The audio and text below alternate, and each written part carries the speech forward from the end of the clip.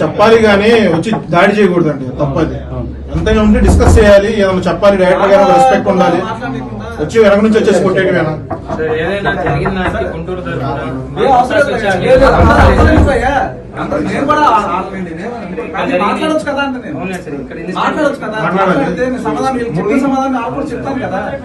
Emotional separate కాదు, అందరూ సంతోషం ఆనందపరచాలనే కదా.